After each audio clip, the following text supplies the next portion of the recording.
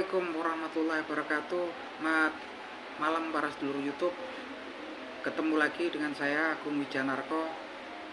Seperti biasa teman-teman, di malam hari ini saya pengen ngajak ngobrol para sedulur-sedulur saya, sahabat-sahabat saya, sahabat Anies Baswedan dimanapun kalian berada. Oke teman-teman, di malam hari ini Yogyakarta ini, khususnya area Bantul nih, lagi hujan deras teman-teman. Ini lagi nongkrong di dapurnya Mbok D saya ya. Nah, ini ada kesempatan kita bikin konten obrolan singkat lah, ngobrol-ngobrol santai dengan teman-teman di kanal YouTube saya teman-teman. Jadi teman-teman, beberapa waktu terakhir ini sepertinya konstelasi dunia perpolitikan di negara kita ini semakin meningkat ya. Walaupun kalau kita lihat sebetulnya para capresnya santai-santai aja ya gitu kan. Bahkan beberapa capres memang udah memberikan pesan yang betul-betul pesan untuk adem lah gitu, pesan perdamaian. Jadi kalau kita lihat kan Prabowo Subianto gitu kan, calon kandidat capres di 2024 gitu kan, beberapa hari terakhir juga udah pidato beliau secara eksplisit memberikan pesan pada pendukungnya yang pesan damai ya gitu kan. Jadi beliau bilang kan nggak perlulah kita tegang-tegangan, santai aja. Yang terpilih siapapun, Anies atau Ganjar Pranowo ataupun Prabowo Subianto, itu semuanya gitu kan, kalau menurut dia adalah aset terbaik ataupun putra terbaik Indonesia, bangsa Indonesia gitu. Jadi nggak perlulah tegang-tegangan, kata beliau. Artinya memang pesannya betul-betul jelas ya gitu kan. Tapi kita kalau nilai dari cerita ada kata nggak perlu tegang-tegangan, artinya mungkin gitu kan, mungkin berarti ada juga yang memang beberapa pihak yang agak tegang konstelasinya sekarang. Kalau kita lihat Anies Baswedan teman-teman juga beberapa waktu yang lalu juga udah selalu menekankan, berpesan kepada para pendukungnya, jangan pernah menjelek-jelekkan, jangan pernah menyerang lawan politik daripada Anies Baswedan gitu kan. Dan beliau berpesan, pesannya betul-betul singkat, kalau itu noise katanya nggak usah direspon, kalau voice baru kita respon gitu kan. Cuekin aja artinya di situ kan. Nah, terlepas dari itu memang sebetulnya yang para pendukung simpatisannya mulai naik lah konstelasinya kan, tampak sekali gitu kan. Dan memang beberapa calon kandidat di 2024 ini juga nggak bisa disepelekan. Satu, Prabowo Subianto ini juga kayaknya udah regrouping lagi, beliau sampai kemudian bersilaturahmi terhadap teman-teman beliau kan, para purnawirawan ya, jenderal dari TNI ataupun dari Polri ya, ke kawan-kawan beliau. Bahkan beliau juga ketemu langsung silaturahmi kepada Jenderal Wiranto gitu kan, Bapak Wiranto yang memang dulu hubungannya mungkin gitu kan agak oposisi lah kalau dengan Bapak Prabowo ini kan. Beliau datengin semua, artinya memang di situ beliau udah mulai regrouping ya, nyusun kekuatan ulang gitu kan. Semenjak kemarin juga ada kadernya yang keluar gitu kan. Beliau sekarang udah merangkul tokoh-tokoh penting gitu kan, yang kemudian bisa mendukung kesuksesan gitu beliau di Pilpres 2024 nanti ya. Moga-moga aja gitu kan. Di lain pihak juga kalau Anies Baswedan ini, dulu teman-teman 1 tahun yang lalu kalau saya jalan-jalan di kampung halaman saya masuk di pelosok, di kampung-kampung, di pedesaan gitu kan, saya jalan di pasar gitu kan, biasanya kan saya bikin konten hobi gitu kan. Ketika dulu setahun yang lalu gitu kan, saya kalau tanya siapa sih gitu, saya pancing masyarakat tuh, saya tanya siapa ya kira-kira mas jagonya di 2024 nanti. 10 orang yang saya tanya, rata-rata jawabannya ke tokoh tertentu gitu kan. Dan ketika saya ajukan nama Anies Baswedan, sepertinya orang itu melihat saya dengan agak yang aura yang aneh dan agak kayak seperti curiga sama saya gitu kan. Ketika saya kenapa gitu, kalau Anies Baswedan kenapa, bukannya itu orang yang ini gitu, yang dekat dengan organisasi radikal atau garis keras, dan kemudian orang yang intoleran gitu kan. Saya kaget ya teman-teman, dan rata-rata kalau yang saya tanya itu. Tapi sekarang teman-teman, kalau saya jalan-jalan gitu kayak di pasar atau di warung gitu ngopi-ngopi, orang mulai pada kenal tuh Anies Baswedan itu. Mulai ngerti gitu. Kalau dulu kan ngertinya memang dari sisi negatifnya. Sekarang banyak orang kenal gitu kan, tahu kalau memang banyak juga segi positif dari Anies Baswedan tuh.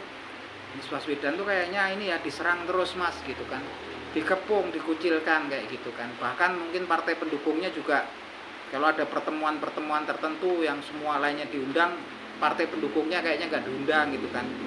Apa sih gitu kan salahnya Anies Baswedan, apa dosa Anies Baswedan gitu kan. Sepertinya kayak yang menakutkan seperti itu gitu kan. Akhirnya kan orang pengen tahu kan gitu kan, pengen tahu, tanya sana sini gitu. Saya juga kalau bisa jelasin, saya jelasin sebatas pengetahuan saya gitu kan. Selanjutnya saya bilang gitu selalu, kalau teman mas bapak mau lihat buka HP-nya kata saya.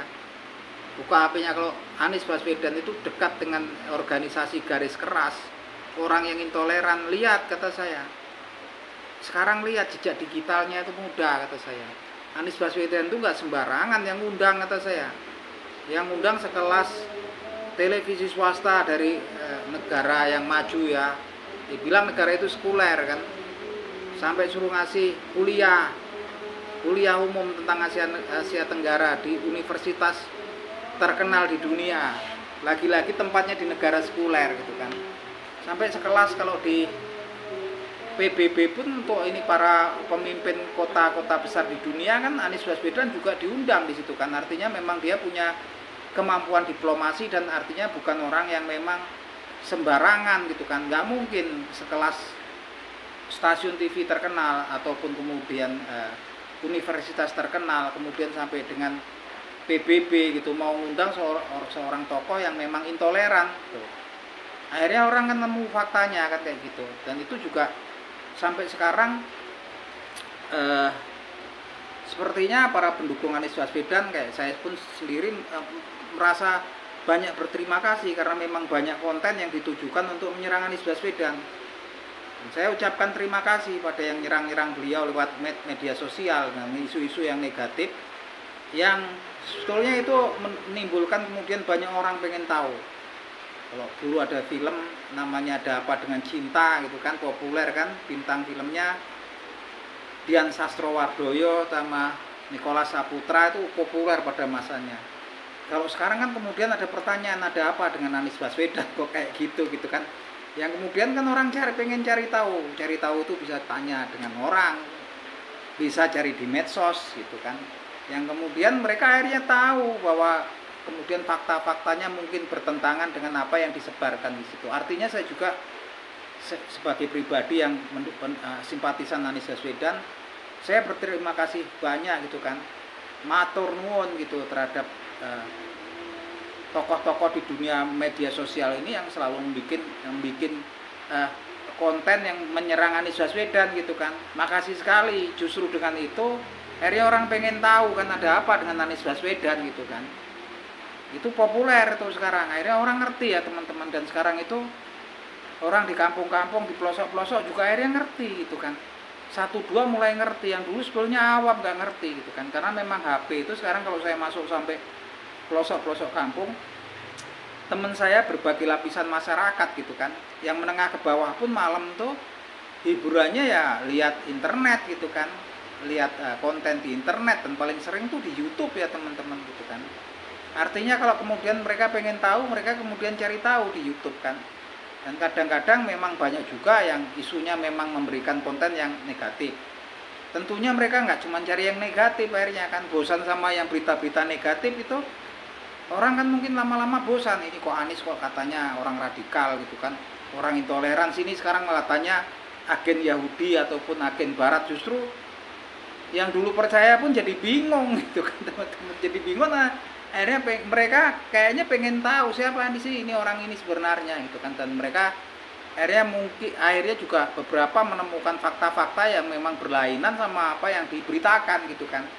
Kalau dibilang itu sekarang yang dulunya percaya terhadap berita-berita negatif tentang Anies Baswedan, sekarang tuh justru bingung gitu kan, bingung karena memang akhirnya kemudian campur aduk di situ kan. Semua serangannya Anies Baswedan tuh nggak tertata rapi kan. ada yang lain ceritanya dia itu orang dekat dengan organisasi garis keras, kemudian intoleran. Yang lain malah cerita kalau Anies Baswedan itu mana agennya CIA lah, kemudian agennya orang negara barat gitu kan, agennya Yahudi segala macam, yang dulunya percaya pun akhirnya mungkin bingung ya teman-teman, bingung. Akhirnya orang ketika bingung justru kok kayak gini gitu kan, mereka pastinya akan mencari tahu siapa sih orang ini sebetulnya kan, dan kemudian beberapa dari mereka akan menemukan fakta yang memang berlainan dengan apa yang diberitakan. Karena orang itu kan nggak mungkin bosan juga gitu kan dengar berita yang negatif dan secara terus menerus gitu kan. Dan berita negatifnya itu semakin kesono sini yang bikin bingung untuk pemirsanya sendiri kan gitu kan. Pasti ada jenuhnya teman-teman. Seperti teman-teman dengar berita yang positif terus tentang orang tertentu, akhirnya juga bosan juga kan gitu kan. Artinya memang itu ada keseimbangan di situ. Artinya sebetulnya kalau tokoh-tokohnya itu semua ya kayaknya santai-santai aja lah. Namanya juga Ganjar Pranowo dengan Anies Baswedan itu cerita mereka dulu sama-sama dari Universitas Gadjah Mada gitu kan. Mereka kan mengenal baik gitu. Begitupun dengan Bapak Prabowo Subianto kan. Tentunya dia kenal baik lah dengan Anies Baswedan dengan Ganjar Pranowo. Tahu lah kalau dari ungkapannya kan udah nggak perlu lah kita tegang-tegangan gitu kan. Nah, tapi kadang-kadang memang dari arus bawah pengikutnya ataupun yang dukung mereka ini kadang-kadang, ataupun mungkin kita nggak tahu pihak lain yang sebetulnya beritanya tendensius mulai menyerang gitu kan,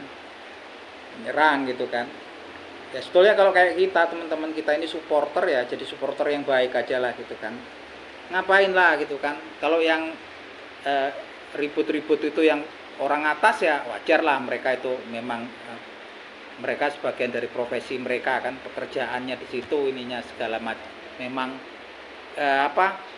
pekerjaan mereka di situ, maksudnya pekerjaan berkaitan dengan status profesi mereka kan gitu kan.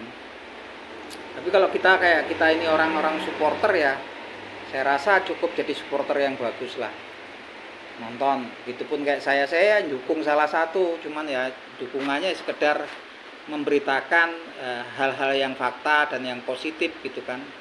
Kalau ada yang negatif pun mungkin kalau orang tanya juga saya ungkapkan gitu tentang orang yang saya dukung gitu kan. Walaupun saya juga nggak kenal terhadap orang yang saya dukung, cuman saya berharap mungkin negara kita kedepannya mendapatkan pemimpin yang terbaik lah gitu kan.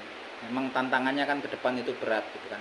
Dan udah sangat jelas di sini ya, kalau dari pesannya Anies Baswedan itu udah sangat jelas kan. Jangan pernah menyerang ataupun menjelek-jelekkan lawan politiknya, itu yang saya pegang ya. Itu saya pegang, memang kata-kata beliau yang bijaksana itu kan. Dan kemudian kalau ada gosip ataupun noise, no respon, katanya nggak perlu direspon gitu kan. Kalau voice memang suara yang bagus kita respon, katanya Anies Baswedan. Begitupun dari Prabowo Subianto tuh pesannya juga adem kan, nggak perlulah kita tegang-tegangan, santai aja, namanya juga pesta rakyat kan, pesta demokrasi gitu kan. Sebagai supporter harusnya ya seneng lah kita ini kan, supporter namanya nonton, kemudian mungkin nanti juga memilih gitu kan. Siapapun yang jadi nanti selalu saya ulang-ulang gitu kan. Saya yakin itu kan, atau apakah di Anies Baswedan ataukah Ganjar Pranowo atau Prabowo Subianto, saya rasa itu memang salah satu aset ataupun aset yang terbaik dari bangsa kita ya gitu kan.